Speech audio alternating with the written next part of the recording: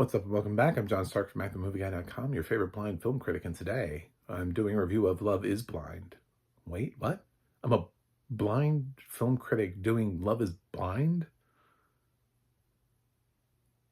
Yep. Yeah, I'm doing it. This is I've realized I need to broaden my horizons in terms of audio description and what I'm watching and what audio description can and should be within other genres. I'm not big on reality, so the few reality competition series that I watch don't have audio description. Like for some reason, American Idol, after like 20, what are they on? 23, season 23 coming up, 24. I don't even know. After all those years, no audio description. Baffling. They've had blind contestants and they can't think to put audio description on the show. It's amazing. The Voice has it. American Idol does not. So, America's Got Talent has it. American Idol does not. So, it's a really weird thing for ABC to still be on that hill. But Netflix is really good about putting audio description on their original content. So I wanted to check out Love is Blind season 7. I've never watched the show before. Not into this. This is not my thing. The last time I watched something like this, I did watch The Bachelorette, the one season when they broke the internet and had their first black bachelorette, because I was really interested to see how bringing in diversity and embracing it was going to change the structure of the Bachelorette or the Bachelor franchise. Because I'd seen The Bachelor, I think, way a long time ago, like season 1, like when it first aired. I was like, oh, let's see what this is. So I've casually seen that show, and I didn't even finish that season. I just watched a little bit of it. There was a guy on there that had this asinine catchphrase, and I was like, how did he even make it past? Who expects her to choose him? Like, but that's what I remember from that. As far as the dating shows, to try to give myself perspective, I'm also started watching Queen's Court at the same time on Peacock, just to give from another company that's doing audio description on another streaming platform that's doing audio description. So I might have thoughts on Queen's Court when I finish that. But I got through Love is Blind. These are all long ass episodes, by the way. Just all over an hour. Which I guess makes sense because the Bachelorette episodes usually run long. So is probably what this is trying to be, is that kind of thing. It definitely doesn't fall under, I can't compare it to any of like the Kardashian or Real Housewives series. It's not that. So it's just a dating series. We used to have some fun ones, like Beauty and the Geek was at least entertaining. Like opened up some fun premises that it kind of threw out the door when they were like, and they had like these hot girls and these nerds, and they wanted to see if any of them would actually fall in love. And then they like brought in hot guys. Like, surprise, here's some hot guys. You're gonna choose the hot guys instead, you know. But so that was a kind of like a ruined concept after one season. But yeah, I don't know about these shows. Apparently there's like a wall and they can't see each other. And I would say the audio description, the weakest part for me, but then again, I'm also giving it a pass because I jumped in on season 7. So they've had 6 seasons for people who watch Love is Blind to fully explain this room to people. But I didn't conceptually understand fully from the little bit of audio description I was given for season 7 what this room looked like. I heard there was even like a glass roof. I swear that wasn't in the audio description. To help sort of give all these different vantage points, I guess, for the cameras of these conversations. But there's like a partition thing so they can't see each other. So it's like being in the living room and then somebody just drops like a curtain in the middle of it and you can't see through it. And you're talking to somebody on the other half of your living room. And they have like a couch and stuff and they set up and sit there and watch. And everybody falls in love super fast. I mean, these people, my God. I think the audition for this episode is how quickly can we get you to fall in love with something? That's the test. And then the people who fall in love with something the fastest, uh, who form emotional bonds the quickest, are the ones that are hired to do Love Is Blind. Because if you pick somebody who's like really just sort of like, I don't know, I don't know if I'm ready to love again. I just have had my heart broken so many times. That show could go on forever, you know? Get a room of those people together, and Love Is Blind is like, we've been shooting season 8 now for 2 years. Getting these people to make life choices is really hard. Like, no, they found the people who are like willing to like dive headfirst into love, and good for them. You know, I'm sure they're all pretty, and I'm sure they could all easily get dates somewhere. Maybe they've had some bad dates, and that's led them to Love Is Blind. They've had some past relationships didn't work out. The dating field is weird because it's like for girls is basically just like, uh, am I? Is he gonna send me a dick pic or not? And to tread into that water is just, I feel so bad for you. But for the gay community, that's basically what we live on, is give me that before anything else. No, but seriously, so these, they just immediately they're like in love with each other, and it moves really quickly. I didn't feel like, and they have to do it for like a group of people. I feel like if this was just like less people, we'd be able to spend more time and see them falling in love. But like they have short conversations, and they're like they're like, I've spoken to you for 10 minutes. And I feel like I've known you my whole life. It's like that kind of thing. And it's like, this is a lot.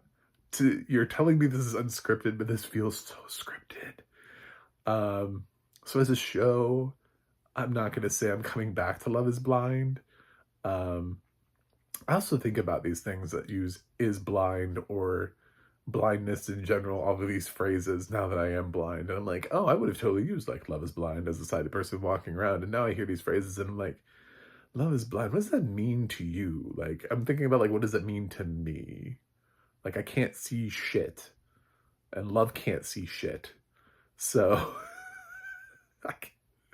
you can't see anything. Therefore, everything is possible. But that also means like danger is possible. You know, if I don't have my cane in front of me for mobility purposes, I could fall into a fucking hole. You know, like, I mean, legitimately, without me, I'd be moving really slowly if I didn't have my cane. Be like on hands and knees. But then it's like I fucking crawl into an ant mound or something, you know? I don't know. But so what does that phrase actually mean? Sort of like, I think about things like that with like Etta James's I'd rather go blind, and I'm like, would you? Would you? Is your situation really at that level? Etta, you know? Would, you know, when people say that they're going in blind to something, and I'm like, how did you do that? You know, like, do you know what that means now? No, you just walked into a movie theater casually and nobody told you what the thing was. And that's what going in blind means. To them. To me, it means, am I gonna locate the theater? Am I gonna, you know, where is it? Am I gonna find it? Am I gonna find the door? Am I gonna find my seat? You know, oh God, it's all assigned seating now. Which row am I in? You know, it's like a whole host of other things that mean going in blind. So Love Is Blind, I don't know what that means anymore, but I think it's interesting to sit here as a blind film critic and to talk about Love Is Blind. So going down the rabbit hole of meaninglessness, the series eventually has these couples pairing off, and they propose. That's how they pair off, by the way, too. They're not allowed to see they have to propose, basically. It's like, will you marry me? And then they like come around the corner, and then they get to see each other. And then that's when it's like, you're going to have people weighing, oh God, this is going to air on Netflix. Do I want to be the asshole? Or am I just going to go through with this and then later find a way of breaking off the relationship? I feel like not a whole lot of people, I haven't seen the show, but I have a feeling a whole lot of people aren't like, the guy walks around the corner and then like a plus size girl comes out and he's like, oh no, fuck this. I can't do that. I don't think that happens on this show. I think people kind of know what they're getting themselves into. I also think that Love is Blind is not putting like those kind of people, like people who are genuinely beautiful people on the inside, but may not be your first choice if you looked at them, which would make this concept really interesting if that was true. I have a feeling because you have to be able to woo people to be on the series. So I think probably these are pretty average to above average looking people. You're not really getting a whole lot of people who struggle to find dates, but are genuinely great people to begin with, and then matching people and having the fun of seeing two people who maybe would never choose each other in any other life, but then you're like, wow, you guys have the same hobbies, the same likes, dislikes, interests. You share so much in common. Let's get you interested that way first, and then pull back the curtain and see what happens. I think this is probably, we do get characters. We get, they're not characters, they're real people. We do get people description. And that's one of the reasons I wanted to talk about it, is I think the audio description here really surprised me, is especially in terms with the description of the cast.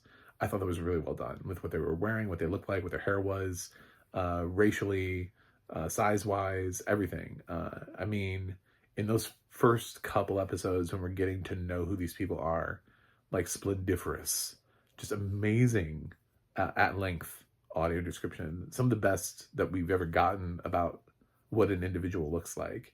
Because typically in a narrative feature or even a TV sitcom or something, you don't have that much time. But they found the time and they decided it was really important for us to know what these people look like. And they devoted it. And somebody came up with a really solid description of hitting, instead of just being like the blonde girl, or the skinny one, or, like trying to find ways of describing them, which we so frequently get in shows where they don't have character names. No, everybody here had really rich description. I felt like, even though I couldn't necessarily remember everybody's names afterwards and I was like, who picked who, what? Because again, this series moves really fast. Everybody's like in love immediately. They're like, oh my God, I hear your voice and I love it. Will you marry me? This is the fastest moving. And then they have to go and live with each other for a period of time before the weddings. And this is where couples fall off and drop, is that they find out that when they actually are put in a situation where they don't have a curtain between each other and they have to meet each other's families and stuff like that. There are people who are like, I don't know if I really want to spend the rest of my life with you. I thought I did. There was a curtain. But now I'm thinking, maybe we're not the best match. So, two couples made it to the wedding out of the whole season. Probably they're going to have the same success rate as like The Bachelor in terms of how many people are still together. But, yeah, so it's a show. It's a show, and this is somebody's cup of tea, and I don't want to completely, I'm fine joking on it, but I'm not going to be like, you're stupid if you like this. It's fluffy and it's entertainment for people. And I know that people they like things for different reasons, and they like to come in and turn off their brain and just watch people fall in love. Hopeless romantics. Shows for hopeless romantics. And it has excellent audio description all the way through.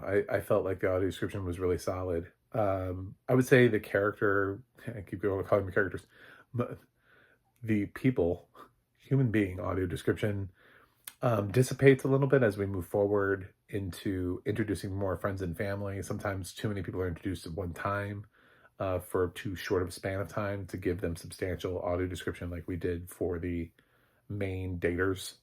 I'll call them that.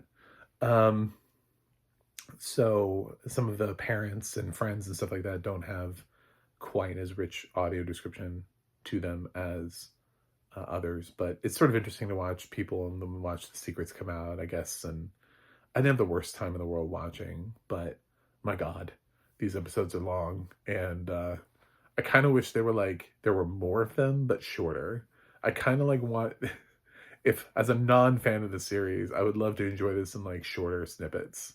I feel like the show could benefit from being like 20 episodes at a half hour each. And that way we could focus more on this couple for this episode, this couple for this episode, this couple. I feel like I could get to know people more that way instead of the hodgepodge and feeling like everything is compressed. And I'm not really invested in them because I'm not really invested in anybody who, seems to have fallen in love in 5 minutes of meeting somebody. So, and for some people, it's not that long. To be fair, some people seem to have multiple conversations. Some people are dating around and they're like seeing two different people, and then it becomes like this huge thing. It's like, well, you said you loved me, but you're also talking to so and so. It's like, this is a dating show. Like, this isn't The Bachelor, where it's like honestly, like those girls are saying that. Like, if you were on The Bachelor with one dude who's dating 20 girls and you're not at the end, are you going to be there on like week 3 and being up and you say you love me, but you're still seeing like 12 other girls? That's the format of the series. That's what this is supposed to be. That is the whole point of the series. You came on the wrong show. So, what is the 90 Day Fiance? Like, she needs to be on that show. She needs to be on the Give Me a Guy and we're gonna make it to the altar in 90 days. Just me, just one guy. We're gonna get married. I've never watched that show either, but yeah. So I'm here to just say audio description was great. The writing was great. The voicing, the narration was great. Everything. Really surprised. Enough that I'm actually bothering to say something about it and put a review out for Love is Blind season 7.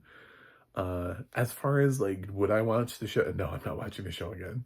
But I also don't want to like shit all over the people who do, because for some people this is their thing. And just like I reviewed like kids television series, a couple of them for audio description purposes to talk about what's going on with the new Dora the Explorer show. I'm here doing the same thing for Love is Blind. So if you're blind, check it out. If you like this type of thing, I think it has excellent audio description. So thanks for watching. Thanks for subscribing. And I will see you guys on the other side.